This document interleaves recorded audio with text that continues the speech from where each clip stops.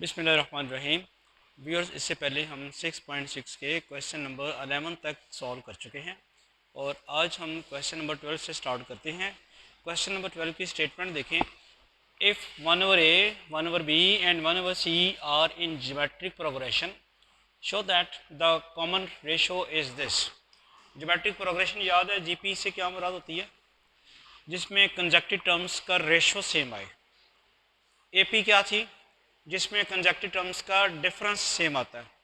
ये लेकिन ये जीपी है, कंजक्टिव टर्म्स का रेशो सेम आती है। यानी सेकंड टर्म जो है, अगर हम सेकंड टर्म को फर्स्ट टर्म पे डिवाइड करें तो वही आंसर आएगा जो थर्ड टर्म को सेकंड टर्म पे डिवाइड करने से आता है। ठीक है,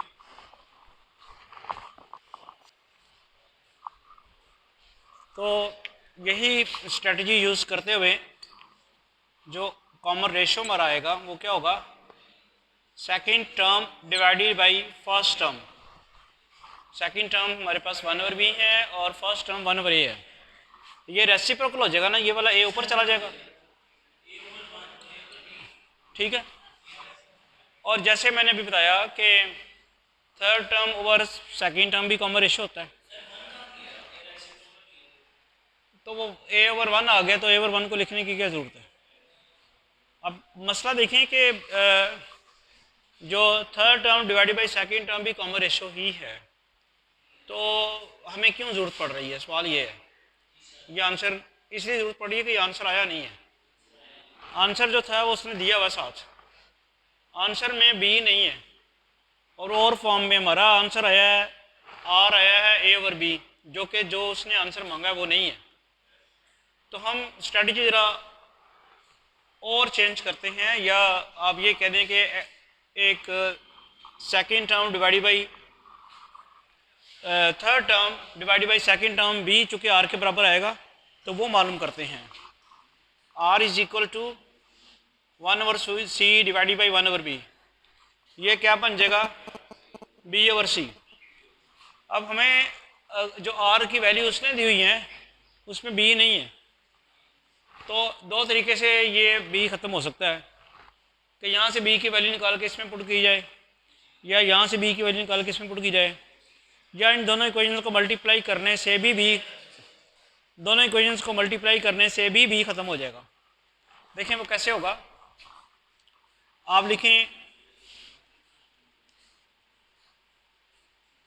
मल्टीप्लाइंग 1 and 2, तो आर इंटू आर, इधर ए ओवर बी इंटू b/c। जब मल्टीप्लाई करते हैं ना इक्वेशंस को, तो उन दोनों की लेफ्ट हैंड साइड्स मल्टीप्लाई होंगी, आर इंटू आर आ जाएगा। उन दोनों की राइट हैंड साइड्स मल्टीप्लाई होंगी, a/b इंटू b/c आ जाएगा। लेफ्ट हैंड साइड में क्या बन जाएगा? और ये b इसका कैंसिल हो जाएगा, a/c आ जाएगा। आर की वैल्यू कैसे आएगी? अब a/c का प्लस स्क्वायर रूट लेंगे। अब आर स्क्वायर अगर a/c है तो आर की वैल्यू क्या आएगी? आर स्क्वायर अगर a/c है तो आर आ जाएगा प्लस माइनस √a/c। तो यही हमने सॉल्व करना था। समझ आ गया क्वेश्चन? आर की वैल्यू निकाली है second term divided by first term करके, फिर third term divided by second term करके, फिर उनको मल्टीप्लाई कर दिया और ये आ गया। अब ये क्वेश्चन आपको एमसीक्यूज में भी आ सकता है और ये क्वेश्चन आपको शॉर्ट क्वेश्चन भी आ सकता है। ऑब्वियसली स्टेप्स थोड़े हैं तो लॉन्ग क्वेश्चन नहीं आएगा। नेक्स्ट क्वेश्चन नंबर 13 चेक करें जी। क्वेश्चन नंबर 13 की स्टेटमेंट पढ़ें। अब ये जो स्टेटमेंट वाले क्वेश्चंस होते हैं इनको एनालाइज करना बड़ा अहम होता है। एनालाइज करने से मुराद ये कि क्वेश्चन की स्टेटमेंट में क्या दिया हुआ है और क्या मांगा हुआ है, और जो दिया हुआ है उसको यूज़ करते हुए कौन से फॉर्मूले इस्तेमाल करके जो उसने मांगा है वो हम निकाल सकते हैं। ये बड़ा इंपॉर्टेंट है। जब तक आपने ये एनालिसिस नहीं किया तो क्वेश्चन आप सॉल्व नहीं कर सकते।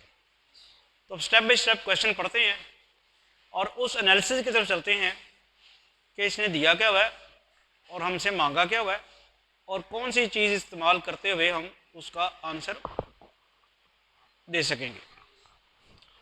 If the numbers 1, 4 and 3 are subtracted from 3 consecutive terms of an AP, then the resulting numbers are in GP. एक हिस्सा ये है। दूसरा हिस्सा क्या है, find the number if their sum is 21। जो मांगा हुआ है वो नंबर्स मांगे हुए हैं, और जो दिया हुआ है वो क्या है कि नंबर्स जो हैं पहले से क्या है, एपी में है, यानी तीन नंबर हैं एपी में है, अरिथमेटिक प्रोग्रेशन के 3 नंबर हैं, और पहले नंबर में से आप क्या कर रहे हैं, 1 सब्ट्रैक्ट कर रहे हैं, दूसरे नंबर से आप क्या सब्ट्रैक्ट कर रहे हैं, 4, तीसरे नंबर से आप क्या सब्ट्रैक्ट कर रहे हैं, 3। तो जो नए नंबर बनते हैं वो ज्योमेट्रिक प्रोग्रेशन में आ जाते हैं। क्वेश्चन समझ आया? क्वेश्चन समझना इंतहाई ज़रूरी है। क्या कह रहा था कि आपने 3 नंबर ऐसे मालूम करने हैं जो पहले अरिथमेटिक प्रोग्रेशन बना रहे हैं, और फिर अगला क्या काम है, उन नंबर्स में से ये नंबर सब्ट्रैक्ट करें तो वो नंबर ज्योमेट्रिक प्रोग्रेशन में कन्वर्ट हो जाते हैं, जीपी बन जाती है उनकी। आप नंबर मालूम करें अगर उनका सम 21 है, ये एनालिसिस हो गया। सबसे पहला काम जो होगा वो ये है, अगर आपको अभी भी किसी को स्टेटमेंट समझ नहीं आई तो मैं रिपीट कर देता हूँ। क्वेश्चन समझ आ गया क्या था? अरिथमेटिक यानी इन्फॉर्मेशन उसने दी हुई है कि वो नंबर अरिथमेटिक प्रोग्रेशन में है। दूसरी इन्फॉर्मेशन क्या दी हुई है, उनमें से 1, 4 और 3 सब्ट्रैक्ट होते हैं। तीसरी इन्फॉर्मेशन क्या है कि सब्ट्रैक्शन करने के बाद वो ज्योमेट्रिक प्रोग्रेशन में बन जाते हैं। चौथी इन्फॉर्मेशन क्या है, उन नंबर्स का सम 21 के बराबर है। तो ये सारा कुछ हमें पता चल गया। अब हम प्रोसेस देखते हैं कैसे। जी, क्वेश्चन को सॉल्व करने का सबसे पहला स्टेप क्या होगा? देखो ना, अब ये आप थोड़ा सा गलत कर रहे हो। आप मुस्तकिल यही कह रहे हो कि हम जो अरिथमेटिक प्रोग्रेशन के नंबर्स मालूम करने वाले हैं उनको आप A1, A2, A3 सपोज कर रहे हो, जबकि मैंने आपको पहले से बताया हुआ है कि अरिथमेटिक प्रोग्रेशन के 3 नंबर अगर आपने अज्यूम करने हों तो कैसे करते हैं। दरमियान में रखते हैं A, इधर A माइनस डी और इधर A प्लस डी, ऐसे करते हैं। ये फिर याद कर लें कि अगर आपके पास 3 नंबर्स आपने मालूम करने हैं अरिथमेटिक प्रोग्रेशन के, या तादाद ऑड है, यानी ये 3 नंबर मालूम करने का मतलब ऑड तादाद है, या 5 मालूम करने हो, तो मैं पहले भी बता चुका हूँ किसी लेक्चर में कि दरमियान में ए रखेंगे, राइट साइड में डी ऐड करते जाएंगे, लेफ्ट साइड में अगर 5 भी करने हो तो आगे क्या आ जाएगा, A प्लस 2D और इधर A माइनस 2D। ये नंबर्स आपको मैंने बड़ी दफ़ा बताया हुआ है कि अगर A में से A माइनस डी सब्ट्रैक्ट करेंगे तो क्या बन जाएगा, A minus A plus D, वो D आ जाएगा। और अगर इस नंबर में से ये जो नंबर है ये वाला, इसमें से इसको सब्ट्रैक्ट करेंगे A plus d minus A, वो आएगा A plus d minus A, वो भी D आ जाएगा। तो ये नंबर जो हैं कॉमन डिफरेंस इनका सेम है तीनों का, इसलिए ये क्या होंगे, अरिथमेटिक प्रोग्रेशन में होंगे। तो जो हम सपोज करेंगे 3 नंबर्स वो इस फॉर्म के सपोज करेंगे। पहला स्टेप ये है। तो आप क्या कहेंगे, let the required numbers in APB, क्या हो गया जी, A minus D, A plus D. ये तो पहला स्टेप हो गया, जो आपने नंबर्स मालूम करने थे वो क्या हो गया, AP के आपने नंबर सपोज कर लिए। अगला काम क्या है, वो कहता है पहले नंबर में से आपने क्या सब्ट्रैक्ट करना है, 1, इसमें से क्या करना है 4, इसमें से क्या कम करना है 3। तो जो नए नंबर बनेंगे वो ज्योमेट्रिक प्रोग्रेशन के बन जाएंगे। आप यहां लिखें बाय गिवन कंडीशन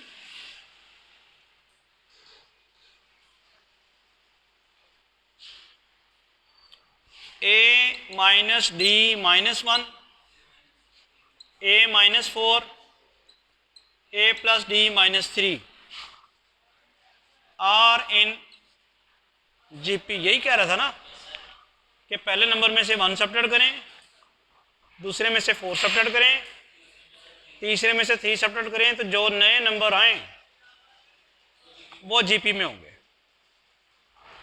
ये नए नंबर जीपी में आने का मतलब क्या है कि इनका कॉमन रेशो सेम होगा। इनका कॉमन रेशो सेम कैसे होगा? This one divided by this one should be equal to this one divided by this one. Common ratio, अब आप बड़े हैरान होकर मुझे देख रहे हैं, जैसे कॉमन रेशो मैंने कोई ऐसी बात बता दी है जो पता ही नहीं है आपको। कॉमन रेशो जैसे कॉमन डिफरेंस था। कॉमन डिफरेंस क्या होता? कंजक्टिव टर्म्स का डिफरेंस। कॉमन रेशो क्या है? कंजक्टिव टर्म्स की रेशो। यानी अगर ये ज्योमेट्रिक प्रोग्रेशन में है तो इसको इस पे डिवाइड करें और इसको इस पे डिवाइड करें तो बराबर आना चाहिए। तो क्या होगा? आर इन जीपी, सो क्या होगा? Second term divided by first term should be equal to what? Third term divided by second term.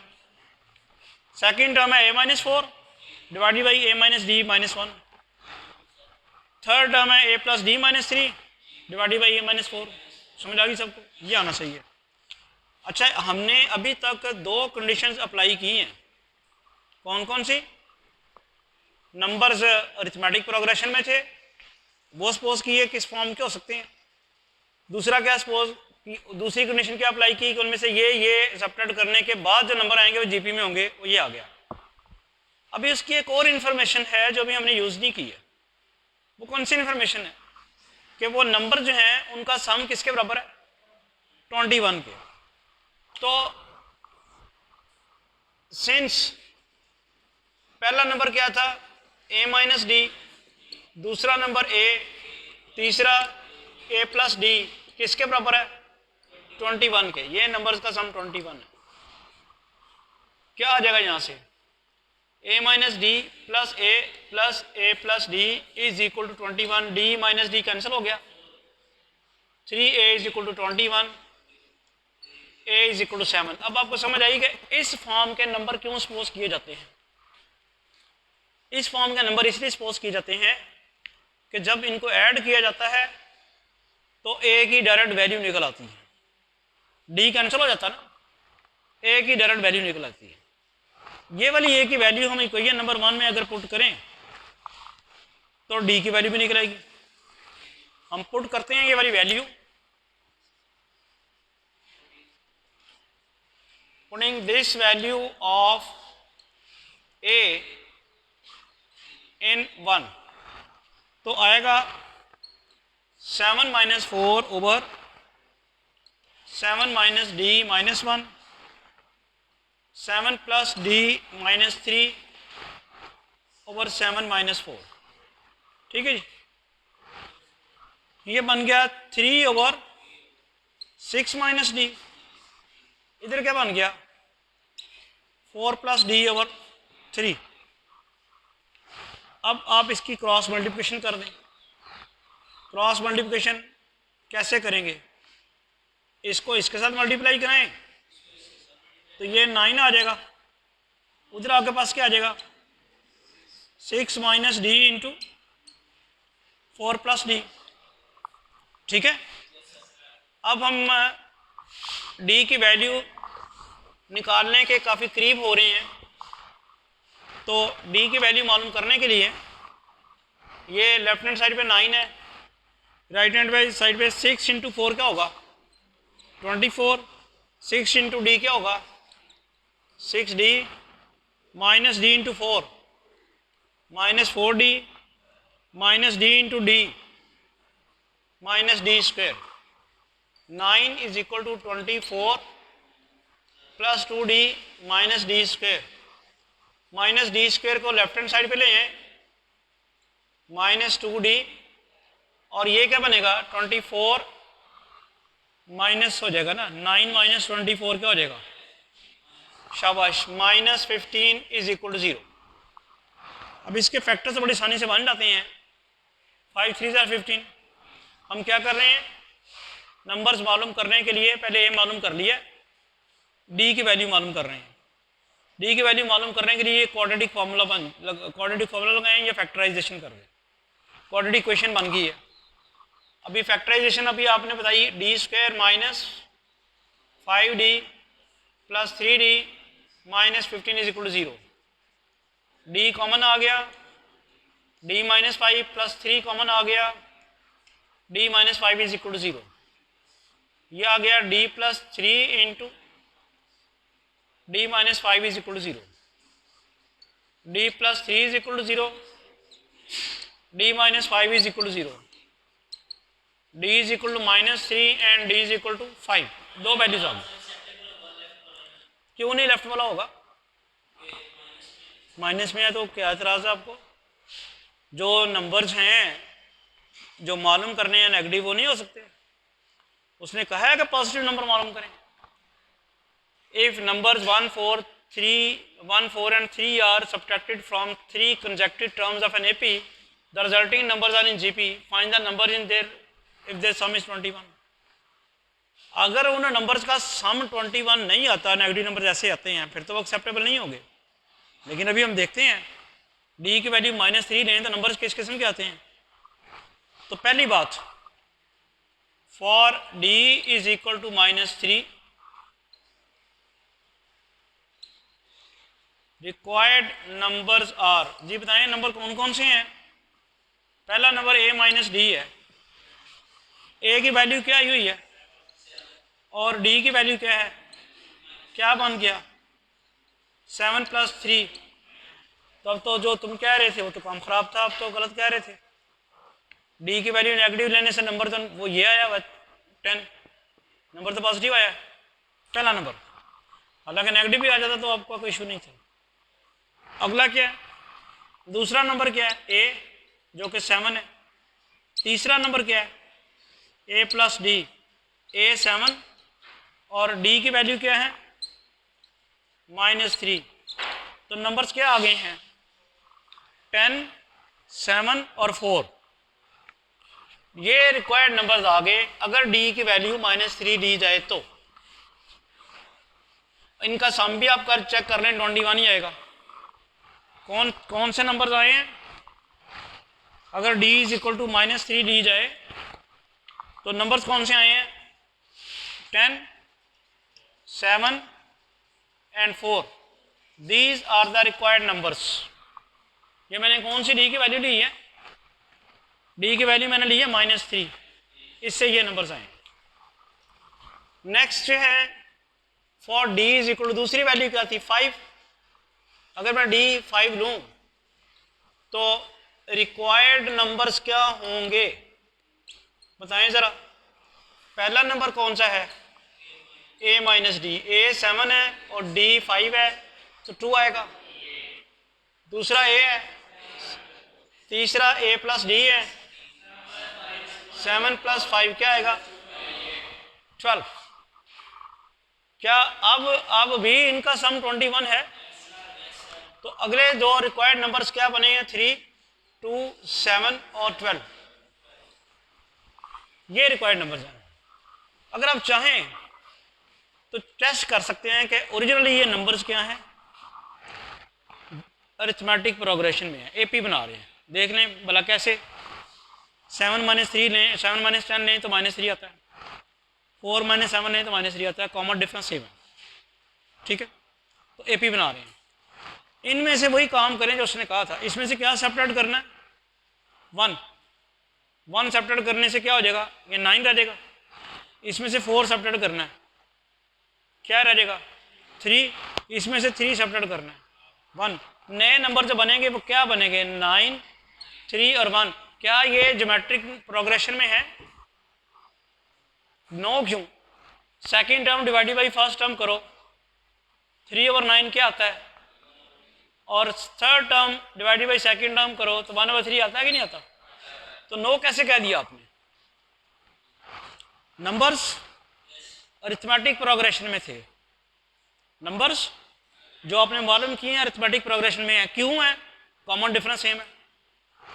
7 - 10 करें -3 आता है, 4 - 7 करें -3 आता है, अरिथमेटिक प्रोग्रेशन में है। इसमें से मैंने 1 सब्ट्रैक्ट किया, वो कह रहा था 1 सब्ट्रैक्ट करें, क्वेश्चन में मैंने अब लिखा हुआ है 1 सब्ट्रैक्ट करें 9, इसमें से 4 सब्ट्रैक्ट करें 3, इसमें से 3 सब्ट्रैक्ट करें 1, ये नए नंबर बने सब्ट्रैक्शन के बाद, और वो ज्योमेट्रिक प्रोग्रेशन में है।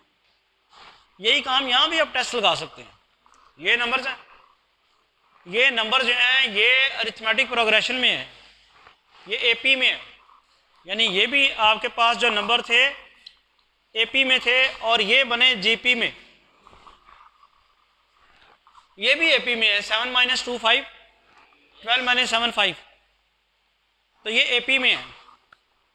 इनमें भी अगर आप वो सब्ट्रैक्शन वाली बात करें, कौन सी, इसमें से 1 सब्ट्रैक्ट करना है, क्या रह जाएगा 1 रह जाएगा, इसमें से 4 सब्ट्रैक्ट करना है 3 रह जाएगा, इसमें से क्या करना है 3, तो क्या रह जाएगा 9 रह जाएगा। तो अब क्या है 3/1 = 9/3, तो ये जो नंबर्स आए हैं ये किस में है, ज्योमेट्रिक प्रोग्रेशन में। तो क्वेश्चन समझ आ गया। क्वेश्चन क्विकली जरा हम रिव्यू कर लें, क्या था,